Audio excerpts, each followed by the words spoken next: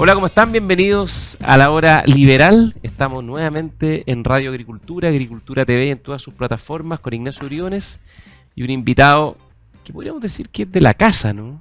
O fue de la casa, o nunca se fue de la casa. Fue presidente de la radio. Fui presidente de la radio, sí. Estamos con César Barros. ¿Cómo estás, César? Muy bien, muchas gracias. Gracias por invitarme. ¿Cuándo fuiste presidente de la radio? ¿En qué periodo? Ya me olvidé, estaba presidente de la SNA Ricardo. Recién Ricardo llegado. Aristía. Sí, en su segundo periodo. Eso ¿Ya? habrá sido hace unos 10 años atrás aproximadamente. Menos.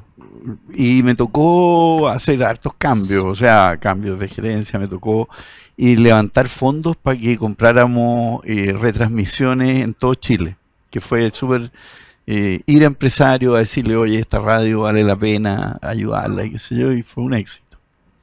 ¿Y fue tu primera experiencia en medio? ¿O has tenido? Bueno, tú eres columnista De la tercera. de la tercera. Has sido Sí. columnista en otros medios, creo que en ¿Qué Estrategia, pasa? en ¿Qué pasa? ¿Te gusta? Buena pluma, César. Sí, muy buena. pluma. Afilada, además. Afilada, bueno, que uno ya está viejo, uno puede decir cosas que otros no se atreven. Además, son columnas, siempre yo las encuentro muy entretenidas porque las columnas siempre suelen ser cuidadosas, muchas veces políticamente correctas, o dicen las Es cosas. que ahí se pone latoso el cuento. Exacto. Claro. Ahí cuando no hay que cuidarse tanto. Con Ingreso somos columnistas, así que a Sí, veces, sí, los a leo. veces Los leo ambos. Claro, uno a veces tiene mucho cuidado, sobre todo lo que queda escrito, ¿no? Lo que queda escrito, cuánto se dice. Es que pero- ustedes además son personajes mucho más públicos. O sea, tú fuiste ministro del Interior, ministro de Hacienda. Pero Y- hay un tono guaso, en el buen sentido de la palabra, en tus El columnas. que Es es, bonito. po, el que es, Fluido, ahí con las palabras media. Oye, tú, bueno, la gente te conoce, pero tu trayectoria se define una parte académica, ingeniero agrónomo, máster en economía, en Stanford. Perdón, doctor. Claro. Doctor, Sí. perdón. Doctor Nosotros somos Colega. obispos. Claro. Claro. pero son No somos presbíteros, somos Muy bien, obispos. son cardenales. Claro. como la película fui a ver Cónclave, la película de los cardenales. Yo la vi en el avión y se la recomiendo a todo el mundo. ¿Buena? Mira, hablemos O sea, de eso después. Tenemos una sección ya, de. ok. Tenemos una sección de recomendables. Ya, ok. Es muy interesante la película, sí. A mí me sorprendió bastante, fíjate. Pero bueno, doctor en economía, sabeta académica, agricultor también, de tomo y lomo. De Monterrodeo. familia política, por ahí leí que eres nieto por el lado materno. No, soy, a ver, el presidente Juan Esteban Montero era primo hermano de mi abuelo y mi tío materno, Carlos Montero Schmidt, fue ministro del Interior de don Carlos Ibáñez en su segundo periodo. Con la escoba. Claro, y mi hermano Memo, Ramón, Diputado. diputado hasta que no pudo más, por Hasta que se acabó. Colchagua, Sí. que es nuestra zona. Unos 7 periodos, de haber sido 6, 7 periodos. Sí, po. Harto tiempo. Bueno, sí. Y además director de empresa y columnista de medios. Sí, hombre de rodeo, según entiendo también, ¿no? Oye, sí, que hoy día hemos sido heridos en el alma con el asesinato de Rodrigo González y su señora. Sí, Ya. dramático. Rodrigo y su papá, sobre todo don Ramón, que fue campeón de Chile, parte de la gran familia corralera de Chile, que no son menos de 100.000 personas. Es gigante. Oye, César, y esto lo ha venido advirtiendo hace ya un buen rato Antonio Walker, el presidente de la Sociedad Nacional de Agricultura, Sí. sobre cómo se ha ido desplazando no el crimen- delito, sino el crimen organizado y el crimen. crimen más violento, el delito más violento, el de las bandas, digamos, hacia las zonas rurales. Así es. Probablemente porque como la lucha contra las bandas se concentra en zonas urbanas, tienden a desplazarse para seguir Ganando territorio. desarrollando, claro, ganando territorio. Entonces, Así es. tú que conoces bien esa realidad, cuéntanos un poco más. ¿Qué Bueno, es lo que ha hay- pasado en los últimos años? Bueno, todos estos condominios y qué sé yo que se están desarrollando, ¿no es cierto? Primero cerca de Santiago, que hay en Colina, que hay, viste que mataron en Chicureo, mataron a un francés. Sí, francés. a un Francés. francés. Y todo súper violento y ahora se están desplazando al sur y son mucho más mortíferos y fatales que incluso el tema de la Araucanía, ¿ya? Es disparar a matar, o sea, a Rodrigo, lo que me contaron, con la señora les metieron 30 balazos, es una cosa Con con alevosía alevosía total, exponencial. así que es un temazo. Y obviamente que estos grupos no es que los mande, yo creo, alguien que vive en La Pintana o que vive en alguna. Esto para mi gusto, si es crimen organizado, los tentáculos llegan a Brasil o a México o mucho más arriba y esta es la Sí. tropa nomás. Sí, eso es algo, un fenómeno que en Chile cambió, yo diría, 2018, 2019 y sobre todo el 2020 en adelante, que, que de las bandas que se dedican a los robos, básicamente a los asaltos, pasamos a grupos que constituyen una verdadera, constituyen verdaderas empresas, ¿no? Del delito, de la delincuencia organizada, Claro. y que tienen, igual que en el mundo empresarial, tienen distintos, son como holding que tienen, Sucursales. claro, distintas actividades, trata Y de cargo, y personas, cargo, ¿no es secuestras, cierto? Claro. sicariato, homicidio, y es un tema que es mucho más complejo, porque tú no te estás enfrentando ya a un puñado de personas que se salta la ley, te estás enfrentando Como a una organizaciones que organización. están desafiando al Estado. Así es. Y que están tomando territorio, o sea, esto que se muevan a la sexta región, por ejemplo, que en la sexta región hay un listado que hoy día me estuvieron mostrando. ¿Te acuerdas tú de esa camioneta de una gente que le pegaron un encerrón en el camino de la fruta? Sí, sí, ahí Y- en donde está este Pero, sector. pero en la misma región, cerca de Peumo, por ahí. por ahí, ¿ya? Y otras más, o sea, se ve que hay actividad ya Un secuestro de un empresario también en la también. sexta región, Sí. aseguro. ¿Te fijas? O sea, esto no es una casualidad así nomás. Oye, y Lo que entre paréntesis, ojo, que bien obvio lo que voy a decir, es bien elocuente y bien sintomático del fenómeno de explosión de la delincuencia y de una forma distinta, porque uno siempre tiende a pensar en el campo como un lugar seguro y tranquilo.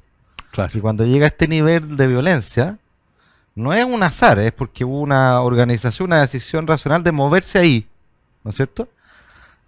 Lo cual sugiere que desde ya la ciudad está bien tomada, ¿ah? Y por eso tú vas expandiendo tus tentáculos. Entonces, refleja bien el problema de fondo que se está Mira, expandiendo. hace 10 años, en el fondo de San Lorenzo, en el fondo de Guillermo Kerry, en paz descanse, estábamos un grupo de los CAOR, de la Reserva del Ejército, y estaba el ex fiscal general de Colombia, que dijo que nosotros en esa época ya no teníamos remedio, que él había hablado con el presidente Frey y lo habían mandado de Herodes a Pilato, que había hablado con Lago y lo mismo, y con Piñera 1 y que nadie le tiró pelota, y según él ya en esa época Chile ya no tenía remedio. claro. Bueno, tú sabes que hace pocas semanas se publicó un indicador de criminalidad que es muy prestigioso, que permite comparar el estado del crimen organizado a nivel global, que se llama Inside Crime, y lo que te muestra es que Chile hoy día, que el indicador típico que se usa es la tasa de homicidios por cada 100.000 habitantes. Claro. Chile siempre fue el número uno en América Latina, Sí, en la po. región. Por abajo, digamos. El Por mejor. abajo éramos el campeón. El Número uno mejor. en seguridad. En ¿no? seguridad, claro. Y a nivel América completa éramos dos o tres, digamos. Yo creo que O no sea, ganaba- debajo de Canadá, yo Canadá, creo. nada más. Claro. Estados Unidos siempre ha tenido una tasa un poco Sí. más alta. Hoy día estamos de mejor a peor, estamos quinto. Mira, Nos supera El Salvador, que es el que tiene hoy día la tasa más baja. Nos está superando Argentina. Creo que nos supera Bolivia. Se me escapa algún país, viene Chile. Después en el quinto lugar. mira. Y es una cuestión que es bien preocupante, porque hoy día la tasa en Chile, lo hemos hablado acá, la tasa de homicidios cada 100.000 habitantes sigue siendo relativamente baja en América Latina, es 5 cada 100.000 habitantes, pero es más del doble de lo que históricamente teníamos, que era típicamente 2 homicidios cada 100.000 habitantes. ¿Y tú que estuviste a cargo de un ministerio y qué sé yo, claro que te tocó A mí me tocaban más otros cosas, problemas. pero a uno le llama la atención una cosa que me acuerdo que la dijo Mahmoud Alewi, me acuerdo en uno de estos foros, que no se saca nada con estar pillando a los gallos chicos, sino que hay que apuntar arriba, o sea, no al fulano que anda Sí. vendiendo los chocapic en la calle, sino que hay que ver cómo es la organización. Sí, de hecho yo te diría que las estrategias que han sido exitosas en el mundo para enfrentar este tipo de fenómenos criminales atacan fundamentalmente a las cúpulas a través de fuerzas de tarea conjunta de las policías, donde se integra la PDI, Carabineros, la Fiscalía, todos los órganos relevantes que crean fuerzas de tarea que atacan directamente a quienes lideran estos grupos. Y el caso más emblemático es Colombia. Hay un general muy famoso que ha escrito un libro, ha estado en Chile, ha prestado asesoría a la policía chilena, que se llama Oscar Naranjo, donde te muestran, digamos, cómo lograron. Colombia sigue siendo un país con altas tasas de criminalidad, pero dar vuelta a una situación que era completamente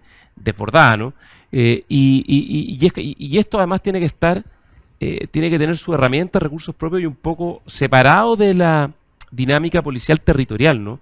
Porque tiene que tener cierto nivel de protección Claro. de la actividad diaria para poder enfocarse única y exclusivamente, Pero porque además es bastante riesgoso dedicarse a estas tareas. Bueno, pero en Arica como que la lograron. En Arica han tenido muchos Mira. avances, con los gallegos lograron Sí, bueno. penas notables.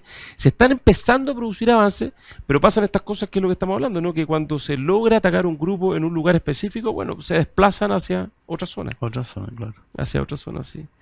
Oye, y por último, para cerrar como la parte más biográfica de tu vida, tú fuiste compañero de curso del presidente Piñera.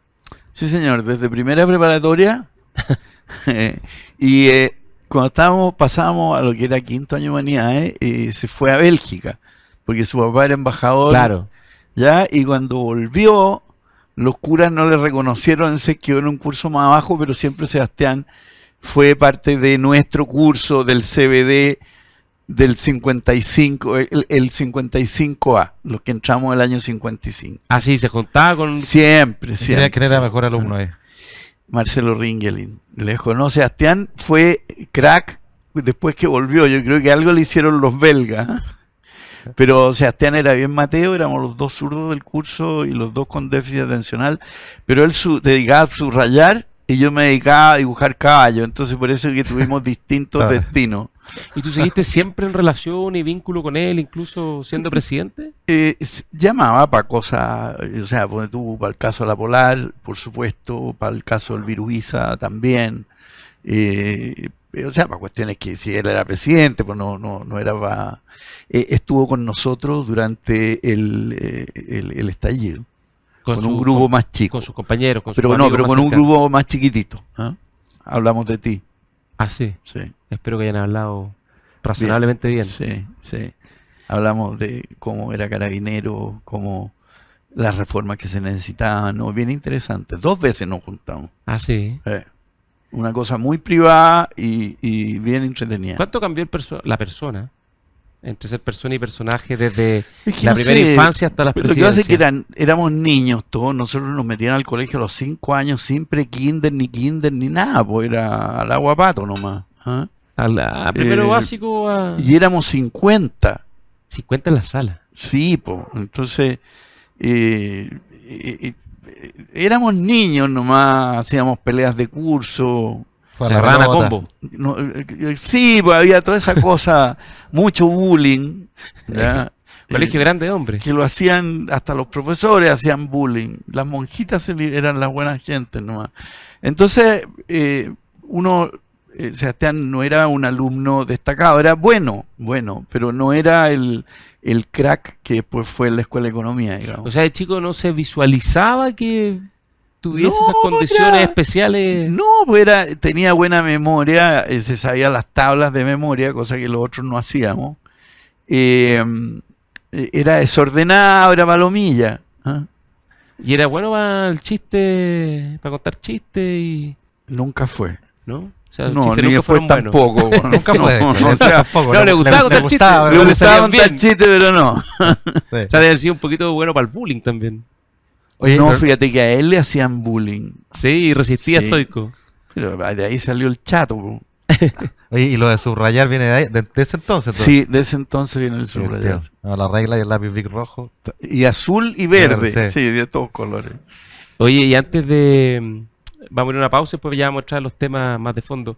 Tú escribiste una columna asociada a la figura del presidente Piñera y un poco cómo se ha ido extremando la política, no solo en Chile, en el mundo, ¿no? Este es un fenómeno bien global. ¿Con qué imagen o qué rescatas tú del legado de Sebastián Piñera como presidente de Chile? A propósito, yo- a propósito de la conmemoración esta Sí. semana de los 15 años Mira, de su primer gobierno. Me tocó un conversatorio en el Verbo. Ya que estaban Chadwick, está ex alumno guerrero, qué sé yo. Y nos hicieron esa pregunta. Y yo lo que dije fue: Sebastián salvó la democracia en Chile. Porque gran parte de la derecha y de sus partidarios querían que salieran los militares a la calle a disparar. Y yo creo que eso hubiera sido el fin de la democracia en Chile.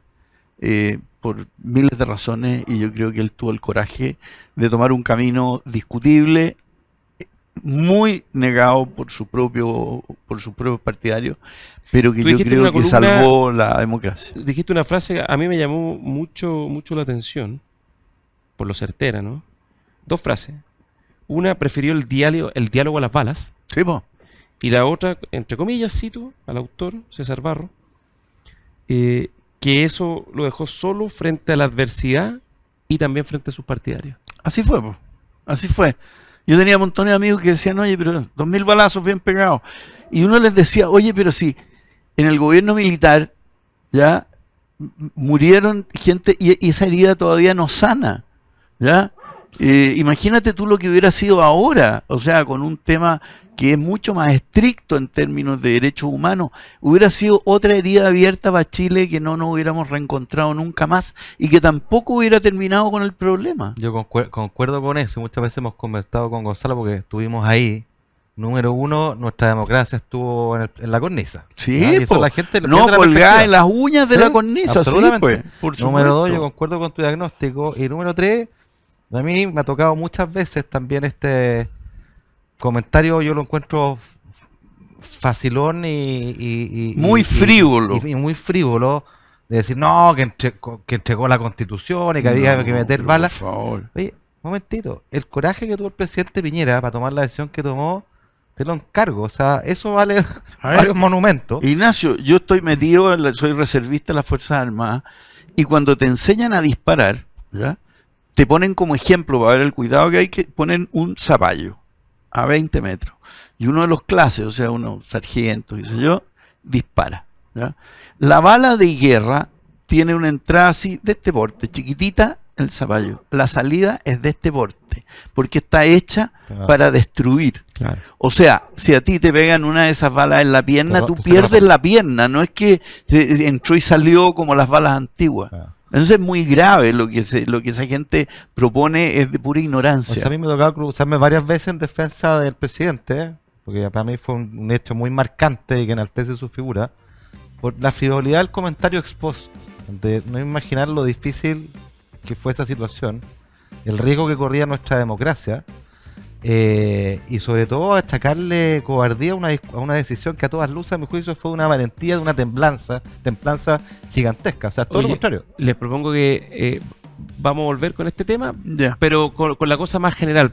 ¿Por qué este fenómeno se ha venido instalando tan fuerte, ¿no? Del endurecimiento de no solo la derecha, en general de la política y la poca racionalidad, aparentemente, para poder evaluar cómo resolver los problemas que estamos teniendo como país? Así que vamos a una pausa y volvemos en la hora liberal con César Barros.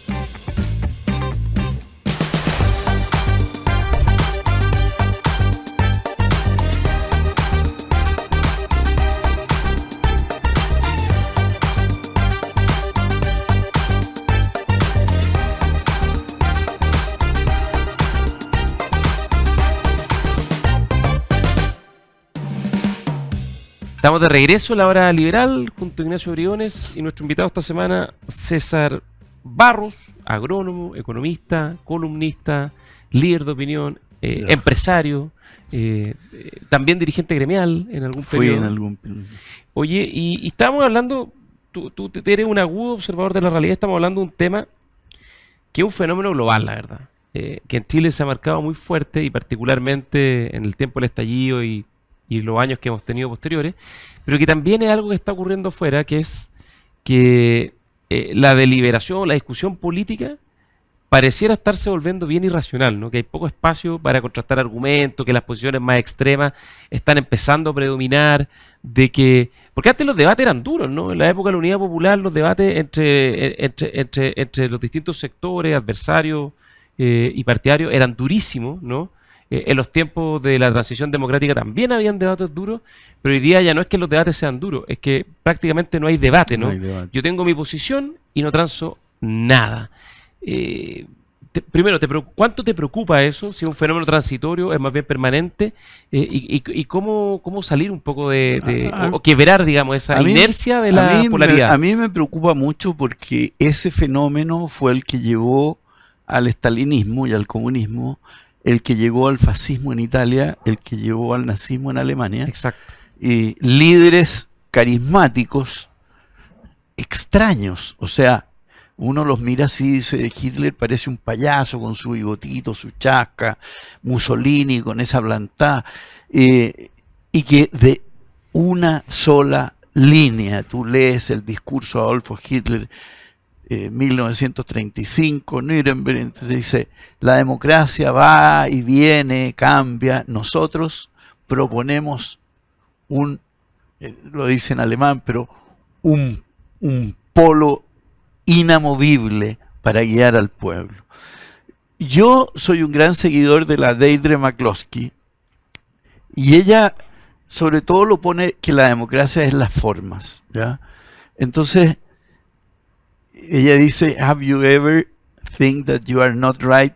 O sea, ¿has pensado alguna vez que tú podrías no tener la razón? Y yo creo que es básico en la democracia tener ese tipo de pensamiento. Somos capaces de convencernos unos a otros, de ceder. Y lo otro que ella dice, que es muy dulce, es la democracia, democracy is talk, sweet talk. O sea, tenemos que conversar. Y después cuando hablemos de la película, ¿ya? Ah, del cónclave. Cuando le preguntan qué tipo de papa quiere tener, entonces él dice, el que dirige, un hombre que sepa dudar. Porque el hombre que sepa dudar es un hombre capaz de debatir y de convencer y de que lo convenzan. Y esto los cardenales todos lo miran feo porque como la fe por definición Es dogmática. debe ser dogmática. Voy a estar con Edidri en los próximos días en una conferencia, así que lo voy a decir que tiene aquí en César Barra, un gran admirador. Pues Edith McCloskey, para los que no saben, una gran economista. Y ella además, oye, era además Donald McCloskey. Sí, pues, o sea, no es ninguna, o sea, es progre en un sentido personal. Y cuando habla de Adam Smith, cada vez que lo nombra se persina. Sí. Oye, pero yendo al fondo del comentario, porque yo creo que, o sea, como dice Gonzalo, esto es así acá afuera, basta ver lo que pasa en Estados Unidos, pero se ha instalado una lógica que no conocíamos en Chile, al menos en la derecha yo no tengo recuerdo, sí lo veía en la izquierda, la lógica del amigo-enemigo, que ya te dice mucho, porque cuando tú ves al otro como enemigo no hay nada que acordar. Y en democracia, por definición, son acuerdos siempre imperfectos, y uno juzga si va o no al acuerdo en función de cuán grande es la imperfección. Uno, por supuesto, le puede poner límites, nadie está obligado a un mal acuerdo, pero son siempre imperfectos. Y de hecho la reforma previsional reciente, que podemos hablar después en detalle, lo ilustra. Creo que fue un buen acuerdo. Tuvimos que viste una columna diciendo un acuerdo espectacular respecto a desde el punto de vista de la derecha. Pero pese a todo, hay voces que tienen eco, que tienen no solo eco, sino que tienen alto respaldo popular al parecer, cuya reivindicación fundamental acá es no transar, no ceder, no negociar, no acordar con el adversario porque es un enemigo. Y mis verdades son inmutables y la valentía está en defenderla hasta su última coma, como si eso llevara a los países a alguna parte. ¿Cómo ves tú ese dilema en Chile? Yo creo que son actitudes antidemocráticas. No quiero decir que sean ilícitas, pero creo que no son democráticas. El amigo-enemigo implica que yo al enemigo lo tengo que destruir, negarle la sal y el agua, no entregarle nada, aunque sea incluso relativamente bueno para mí. Yo eso lo vi como algo muy feo dentro de la discusión de la reforma previsional. O sea, a ver, ¿de qué estamos hablando? O sea, ¿no quieren cambiar nada? ¿Ya? Y lo vi también en el tema del segundo plebiscito, ¿ya? En que yo soy súper crítico de quienes llevaron una discusión religiosa personal a nivel constitucional y que fue lo que se hizo que un proyecto que podría haber sido bueno fuera rechazado por el común y corriente de las personas, por una cosa que yo la encuentro inentendible, que yo creo en la separación de la iglesia y el Estado. Yo creo que la gente puede tener sus propias creencias y puede tener sus propias convicciones, pero a mí la palabra convicción te juro que me asusta, ¿ya? Porque estamos hablando de todos y todos tienen que caber dentro de Chile. No puede haber gente que quede afuera porque yo tengo convicciones, tanto las convicciones como las líneas rojas, yo creo que son malos argumentos y son malas condiciones para conducir una democracia. Pero hay una cosa de índole práctica también, ¿no es cierto? Porque en ese exceso de convicción rápidamente se transforma en voluntarismo, que es pensar que por la sola buena voluntad tú vas a hacer los cambios refundacionales para un lado o para el otro, o reaccionarios para el lado o para el otro, que los otros, porque eran malas personas, o porque eran inferiores, o porque eran peores, no fueron incapaces de hacer. Y ese discurso, por ejemplo, lo escuchamos en el Frente Amplio, que hoy día nos gobiernan. Nosotros venimos a refundar, y todo lo que ha habido es un desastre porque ustedes no tuvieron el coraje de hacer los cambios. Y se han topado con el muro de la realidad. Ignacio, lo que pasa es que la gente no lee historia. Ese era el discurso de Adolfo Hitler. Ese era exactamente. Ustedes, la izquierda, que era la socialdemocracia y el Partido Comunista, ustedes destruyeron Alemania. Nos hicieron que nos rindiéramos, ustedes tienen la culpa de todo. O sea, no era un tema tanto económico como era más bien político o geopolítico. Y por lo tanto, ustedes los vamos a destruir, ¿ya? Y en su discurso inaugural que hace en el Berlin Sportpalast, entonces dice, ustedes se reían de nosotros, ya no se van a reír nunca más. ¿Ya? Ahora, era la amenaza, la destrucción, el nada, ¿ya? Y es divertido ver que ahora gente joven, gente ilustrada, pero que no sabe historia, repiten el discurso. No es idéntico, porque la historia no se repite, pero rima. Pero en este caso rima mucho.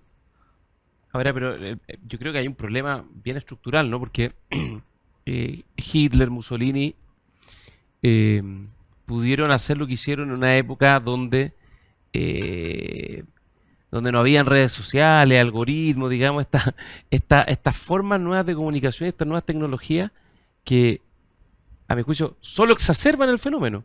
Porque los algoritmos y la inteligencia artificial lo que hacen finalmente es llevarle a las personas cosas que responden a su visión, te va a contestar y eso. lo van juntando con personas que piensan igual y debilita aún más el debate y la deliberación. Pero ¿sabes tú pública? Con qué coincidieron? Claro, no tenían eso que tenemos, pero fue la época en que apareció la radio.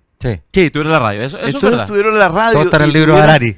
Está en el libro, está en Nexus. La radio fue la inteligencia artificial de esta época. De esa época. Entonces, con la radio ellos hicieron maravillas y con una parafernalia de marketing que no existía antes. Y discursos encendidos y banderas y pendones. Claro, pero hay como una constante, que yo dejo aquí una pregunta abierta, porque uno tiene la sensación de que los chilenos, y así se expresó en el proceso constituyente, tienen una cuota de sabiduría y moderación súper valiosa y súper esperanzadora, de una madurez. Notable.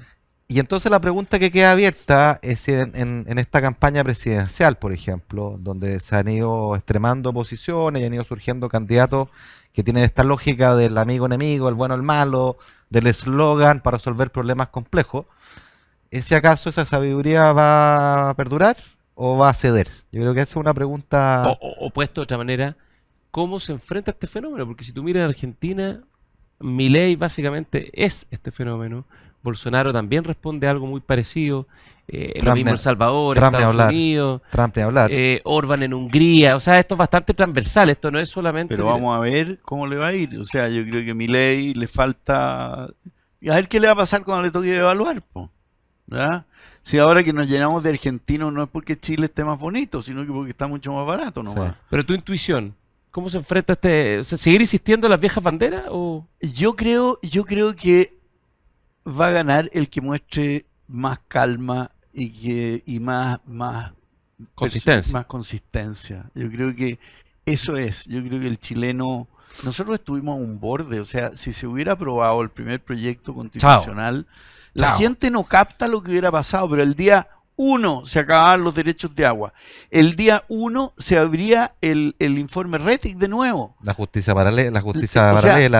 O sea, realmente estuvimos en un triste. Era carta blanca para reformatear Chile. Eso era un túnel sin salida. ¿Te fijas? O sea, ahí nos fregábamos. Ahora, Milei obedece a una lógica también de un país de una corrupción increíble, que nosotros no conocemos, que es de larguísima data, Claro, pero Trump en Estados Unidos, una cosa increíble, tomó control del Partido Republicano con su larguísima tradición e historia de Ronald Reagan, de Lincoln, de grandes figuras emblemáticas de la democracia norteamericana, y hoy día su liderazgo es incontestable dentro del Partido No, es que- Republicano. Pero, mira, yo que vengo ahora de Europa, los europeos, escuché esto de un europeo fino y que sabe, dijo, entre la población de España, de Inglaterra, de Francia, de Alemania y de Polonia, y si nos armamos le vamos a dar las guachas a Rusia sin ayuda de Estados Unidos.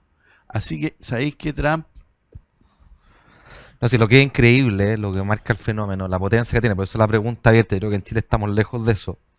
Pero Estados Unidos, que era el modelo de la democracia constitucional ininterrumpida, el defensor de las libertades, del libre comercio, de la libertad de expresión, Sí, po. todo eso se ha ido debilitando. O sea, ¿quién hubiera podido imaginar que un presidente de derecha iba a ser la líder del nuevo mercantilismo, del proteccionismo con sus aliados?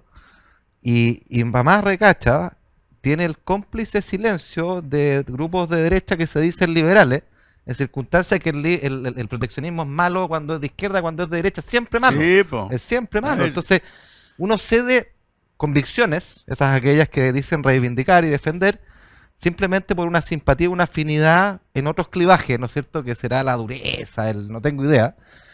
Y eso es preocupante, me parece. Pero yo creo que mira, le va a ir mal, o sea, él no puede expulsar porque logísticamente es imposible a 18 millones de inmigrantes. Él ya empezó a toparse con que los otros países también le dicen la tuya, la mía y dos más. Obvio, ¿no? ¿Ya? Cayeron las acciones de Tesla a propósito de la restricción fijas? al comercio y Elon Esta- Musk perdió 15% del valor de la compañía en 2 días. Y por otro lado, cuando tú miras a Milei, una cosa es ver a Milei con la Motosierra. motosierra, pero cuando tú ves lo que realmente están haciendo, ahora viene Schwarzenegger sí. para acá, y de lo que a mí me han contado es que es cierto que está desregulando muchas cosas, pero que es muy difícil bajar el gasto fiscal, que no van a llegar a más de un 10% de verdad. Lo que hacen es más o menos lo que hizo aquí Jorge Cagua al principio, o sea, inversión pública cero, o sea, chao camino, Claro. chao puente. Entonces, así lo pueden lograr y todavía tienen el test de la devaluación. Oye, Pero a mí lo que me impresiona, y eso tenemos que ir al otro tengo módulo, que ir a una pausa. pero lo dejo anunciado porque además nos va a permitir transitar hacia también la pregunta al crecimiento. Tú fuiste uno de los fundadores de Salmon Chile. Y que nos Piensa cuentes de tu claro. viaje a Noruega. Pero mira, a mí te dejo plantear esta duda porque uno conversa con harta gente que está arriba, que ilustrada, empresario, y uno ve mucha complicidad, mucha admiración sin demasiada profundidad con cuestiones que, por ejemplo, están haciendo en Argentina, que son en la buena dirección, pero sin, número uno, recoger el contexto, el punto de partida, y dos, la institucionalidad. O sea, nosotros en Chile no tenemos No podemos gobernar por decreto. no podemos gobernar por decreto. O sea, allá se está cambiando una ley sin ir al Congreso. ¿Ya? La opinión que creamos sobre eso, pero son puntos de partida y realidades distintas. Entonces, simplificar la discusión, incluso entre gente ilustrada, me parece que Claro, el es problema, sintomático del problema que tenemos, el ¿no? problema es que el voluntarismo lleva a que muchos crean que esas cosas se pueden hacer. A eso voy, pero lo interesante es que entre gente ilustrada se compren sin más Mira, que un eso- modelo a replicar tal cual aquí, Chile. si llega al poder grupos que creen en ese tipo de simplificaciones, se van a topar exactamente con lo que se topó el presidente Boric con su equipo juvenil, Exacto. sin experiencia, pensando Sí. que podían cambiar el mundo sin saber cómo funcionaba la máquina. Ya, vamos a una pausa y volvemos en la hora liberal.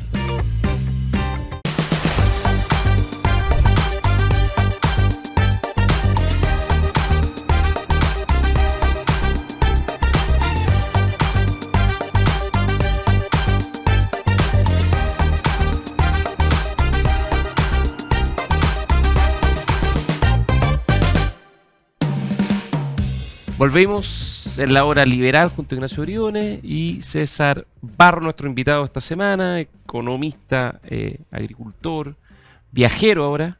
Leíamos una columna tuya que se llama De Chile a Noruega. Noruega es un país tuve la oportunidad de estar una vez, bien notable, Súper rico. pero un país que era muy pobre. Pero era más pobre que Portugal. Sí, no, Sí. era Antes del Bueno, el petróleo le ayudó real. Era el ¿no? patio, Sí. era el patio trasero de Suecia. De hecho, fue parte del reino de Suecia en alguna época, y Suecia era mucho Y más. de Dinamarca. Claro, y era mucho más rico, y era mucho más sofisticado, y en realidad era un lugar, digamos, entre conflictivo y pobretón, digamos, que de repente se dio cuenta que tenía, por ahí por la década del 60, 70, una cantidad de recursos naturales impresionantes. Descubrieron petróleo. Petróleo, Salía gas, energía, salmones.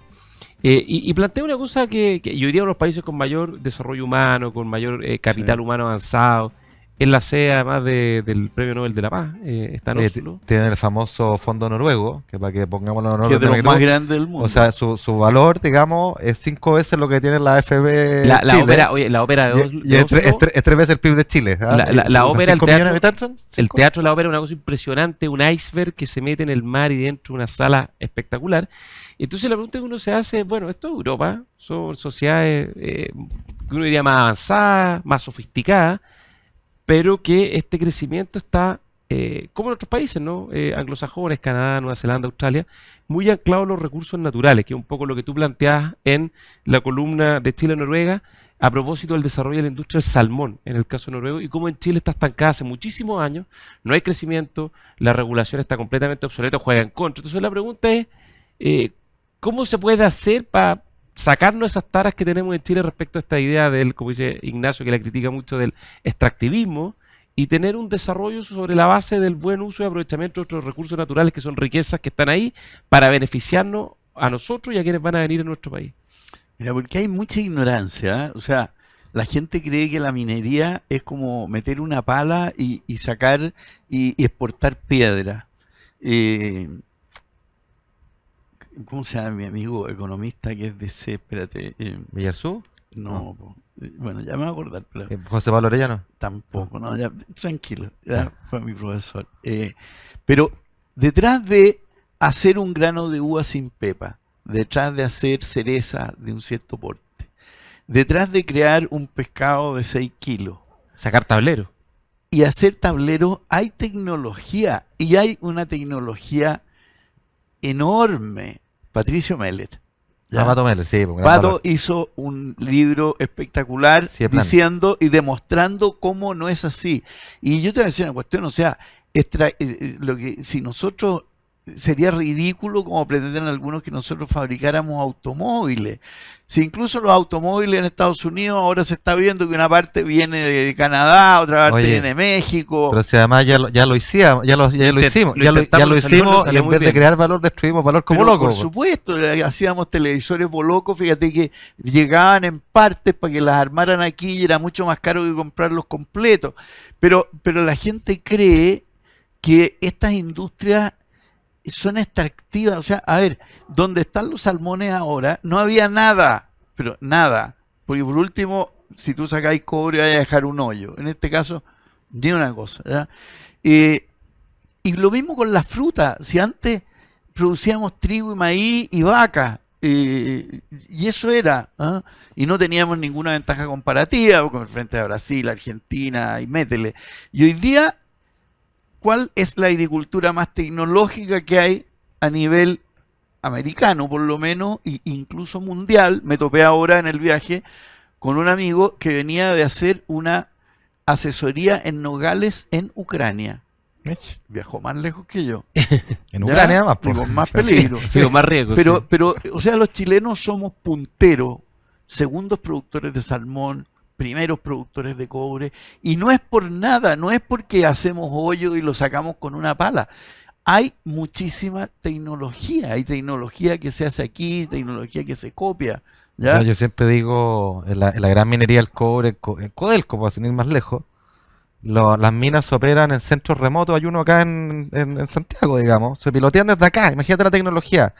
El teniente desde Rancagua, una sala que parece un casino, digamos, porque son puras palancas mecánicas. Según niveles de sofisticación, somos líderes mundiales en block caving. En block caving. Después la gente Pero sabe poco de eso. y en agricultura, que es lo que yo conozco, o sea, el riego por goteo, el riego tecnológico, el abono a través del agua. No, o sea, yo creo que la gente que plantea eso simplemente es de una ignorancia y un desconocimiento. Y países como Nueva Zelanda, como Australia, como Canadá. Noruega, como Finlandia, son todas que tienen recursos naturales y Sí, lo pues. saben explotar y lo hacen bien. Claro, nos falta, nosotros lo hemos hablado mucho en este programa porque somos impulsores de la idea de un pacto de desarrollo, así con una visión ambiciosa y larga, que diga sin complejos, sin tapujos, oye, tenemos recursos naturales extraordinarios que tienen renovada riqueza, porque además lo que el mundo está demandando, más cobre, más litio, más bosques, más fibras textiles, salmones, pero necesitamos actitud, pues, necesitamos levantar la Oye. cabeza, salir de la vergüenza, decir, compadre, estamos produciendo 100, pongamos una meta, al 2030, Oye, y 2040, además- producir 120, Y además 150. que son actividades de mucho riesgo. La gente, fíjate que tú en la agricultura, estamos que si llueve o no llueve, que si el dólar sube o baja, que si el precio internacional, que los mercados, cómo funcionan. Y en los salmones lo mismo, seres vivos, oye, se enfermaron, nos vino el virus ISA, se nos murieron casi todos. Entonces, tampoco son empresarios rentistas, como dicen tanto. Acaba de morir don Horst Paulmann. Don Horst partió de cero.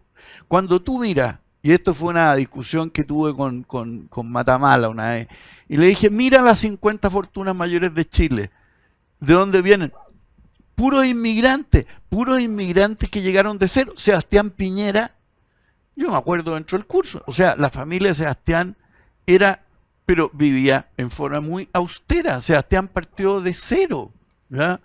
O sea, salvo su capital, ¿no es cierto?, humano y social, pero qué sé yo, mi abuelo Barros, que creó la Casa Barros y llegó, se arrancó porque peleó con su papá y se arrancó en barco de Galicia Una pregunta sobre a los eso. 14. Déjame hacerte una pregunta sobre eso, porque se habla mucho de la permisología es un problema, por ejemplo, la falta de certeza, en fin, la incertidumbre de las políticas públicas, las discusiones constitucionales, previsionales, afectaron los espíritus animales para la inversión, para el desarrollo empresarial. Pero quizá hay un problema anterior, ¿no? Que es como más, uno diría, cultural. Y en eso estaría la batalla cultural que no me gusta mucho, pero hay un punto, yo creo, que es que sectores más de izquierda, sectores más radicalizados, lograron finalmente instalar una cierta conciencia en grupos que son influyentes de que el desarrollo de la industria asociada a los recursos naturales es perjudicial para el país. Porque finalmente, si hay una burocracia que responde a eso, es porque hay un ánimo también que empuja hacia allá. Déjame agregar una coma más para que tú nos respondas. O sea, no sé si fallamos políticamente, por decirlo de quizás lo alguna puede manera. ilustrar con los salmones. No, y le agregaban además esto de depredadores, ¿no? Sectores depredadores. pues. Y yo creo que es justo reconocer que estos sectores, o buena parte de ellos, no tuvieron el mejor de los comportamientos ambientales. La minería es un súper buen ejemplo. O sea, se secaron napas, ¿no es cierto?, sabiendo que se iban a secar. El caso de los salmones tiene un cuento parecido, pero uno tiene la inteligencia de aprender de los errores del pasado. Entonces la pregunta no es porque tú te equivocaste que tienes que cerrar el sector, sino que a mi juicio es cómo tú multiplicas el sector siendo súper sustentable, asegurando buenos estándares ambientales con un ecosistema permiso eficiente, ¿no? Los noruegos tienen planeado triplicar su producción de salmón. Tal cual, tienen ese plan a Y 2050. en esos fiordos preciosos que tienen, ¿ya? Y ellos hacen convivir las dos cuestiones y regulan, pero protegiendo a su industria. No quieren, como dijeron aquí, le dijo a los salmoneros Grau, ustedes son una industria en transición. Ah, pero le dijeron, ¿y cómo? A cero. ¿Ya? Eso no puede ser, o sea, tampoco uno puede pretender que la 12ª región de Magallanes, que es preciosa, pueda vivir del turismo de un mes y de las ovejas. No, ¿ya? po. No se puede. Pero tú cachai que la clave, o sea, yo creo que el caso de Noruega que tú visitaste es súper bonito y épico de alguna manera, porque uno perfectamente puede plantear como lo están haciendo ellos. Oye, nosotros hoy día exportamos 6.000, 7.000 millones de dólares en salmones, hagamos igual que los noruegos, tripliquemos la producción al 2050, o sea, en 25 años más, que no es mucho, y exportemos 20.000 millones. Entonces te van a decir, no, que van a destruir. No, yo te aseguro entonces que con un estándar ambiental a la Noruega. Eso se puede, Sí, porque no tal se puede cual. contabilizar las dos cosas. Pero es que aquí se nos pasó de la raya y lo que pasa es que aquí la burocracia reguladora ha sido infiltrada por ONGs y personal de las ONGs que son ambientalistas duros y extremos. Es más, el plan de desarrollo medioambiental de la 12ª región fue financiado por PIU y no lo pudo hacer directamente al gobierno porque no se podía, sino que financió a la Universidad Austral o a la Universidad de la ¿PIU? ¿Qué es Frontera. PIU? Explícanos qué es PIU. Es una ONG, De... ONG internacional, Ya. ¿ya? Para que esa universidad hiciera los estudios en contra del desarrollo de la salmonicultura y de la industria en esa región. Lo cual implica además una desregulación completa de lo que son las ONG. Cuando yo era directivo de los salmones, me acuerdo haber hablado con don Edmundo Pérez, que era el ministro del Interior, que era muy abierto y muy campechano. Yo le decía, pero don Edmundo, ¿quién vigila a las ONG? ¿Quién tiene el balance? ¿Quién sabe quién las financia? Nadie. Y Edmundo me dijo, ¿sabes que yo tengo tanta weá que hacer y esto depende del Ministerio de Justicia y me da una lata atroz meterme? Bueno, ahora hay una ley que Calisto metió y qué sé yo, pero esas son instituciones que no pueden estar pauteando las políticas Por de supuesto desarrollo que no. nacional. Son grupos de interés, pues.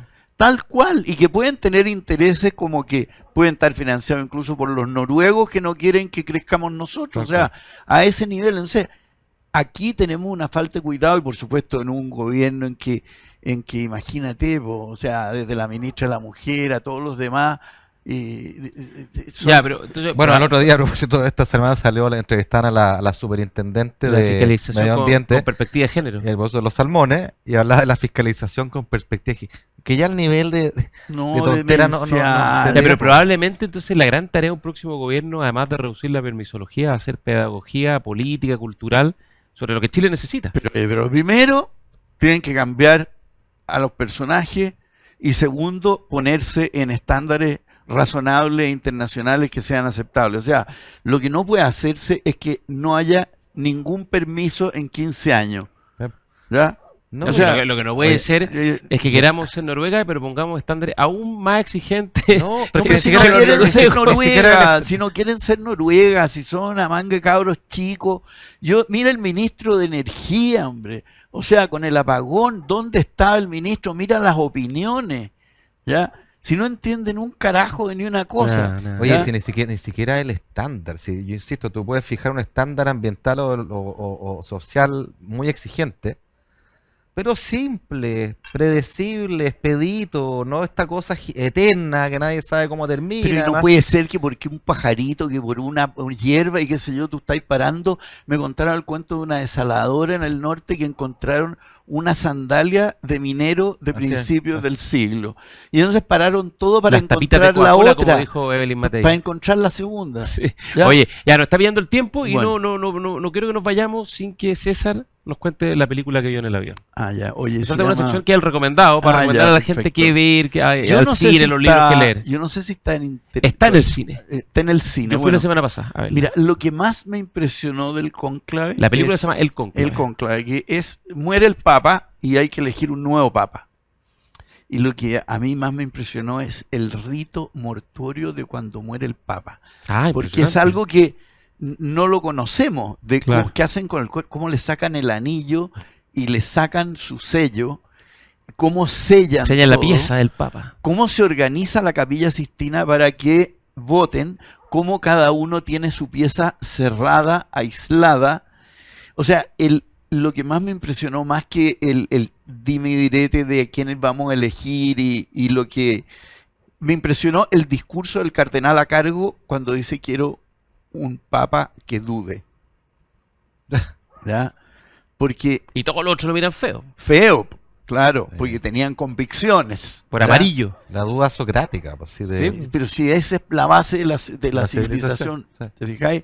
Y el rito, o sea, y la tradición que tiene es milenaria de cómo se llevan estas cosas. Muy emocionante, muy bonita. Vale la pena. La Sí. película se llama El Cónclave y está en los cines todavía y ganó un Oscar en alguna categoría. Yo quiero hacer una recomendación también, cortita. Dale. Mi recomendación es que volvamos a convidar a César Barro, porque estaba muy entretenida, además que alma liberal pura, así que conversa bien. Y yo creo que nos queda pendiente, porque creo que estamos en la misma tecla, la pregunta de cómo impulsamos el desarrollo de Chile. Porque yo creo que hay una oportunidad bien gigantesca, que se han ido moviendo las piezas para poder apalancarla, y que se resume en lo que estábamos hablando al final. Dejar de avergonzarnos, más bien tener orgullo de nuestros recursos naturales como países que admiramos. Nueva Zelanda es un buen ejemplo. E ir con todo, ponernos metas ambiciosas de aumento de producción que está estancada y con estándares ambientales súper exigentes, pero un ecosistema de permisos simple. Y el que no cumpla las penas del infierno, la gringa. Y Chao. sin sorpresas de que hay, a última hora tengo todo listo, no, apareció un Tal bichito. cual, si no puede ser eso. El naranjillo. O- Como o- ocurrió con este proyecto. Y la de- lagartija, ese de Gerardo Varela, muy buena, y costó $1.000.000 cada lagartija. Ya, nos tenemos que ir, me están retando. Ya. César, Listo. muchísimas gracias, Gracias por a acompañarnos. ustedes. Ignacio, nos vemos la próxima semana, como siempre, en la hora liberal. Chao, chao.